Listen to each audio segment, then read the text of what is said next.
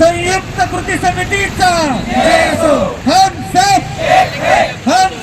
एक है। की काय मागणी आहे आणि कशासाठी उपोषणाला बसला आपण?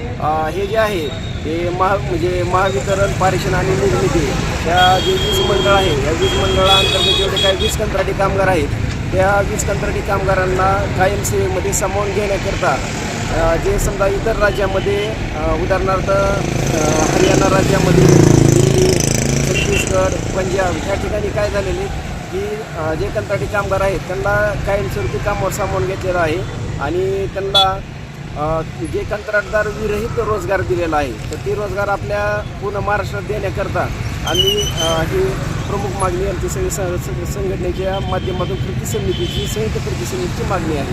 आजचा उपोषणाचा कितवा दिवस आहे? आजचा 3रा दिवस आहे। आज ऊर्जा विभाग, ऊर्जा मंत्री फडणवीस साहेब आणि महाराष्ट्र राज्य कंत्राटी कामगार संघटना संयुक्त कृती समितीची आज बैठक होणार आहे। तर आज बैठकीमध्ये साधारणतः चर्चा कुठल्या रूपरेषेनुसार होती आणि कंत्राटी कामगाराचे कितपत प्रश्न मार्गी लागतात ते आज बैठकीमध्ये समजेल आणि जर या बैठकीमध्ये जर कुठले प्रश्न मार्गी नाही लागले तर या पद्धतीने कुठल्याही म्हणजे महावितरण पारेषण आणि निर्मिती विभागातला एकही कंत्राटी कामगार कामावर जाणार नाही। सगळे पूर्ण कामगार आज रोजी जसे संयुक्त कृती समितीच्या आदेशानुसार काम बंद करून आंदोलनात सहभागी झालेले आहेत। तसेच भविष्यात यापेक्षाही जास्त तीव्र आंदोलन होणार आणि एकही कामगार कुठल्याही पद्धतीने कामावर जाणार नाही आणि सर्व कामगार या आंदोलनात सहभागी होतील।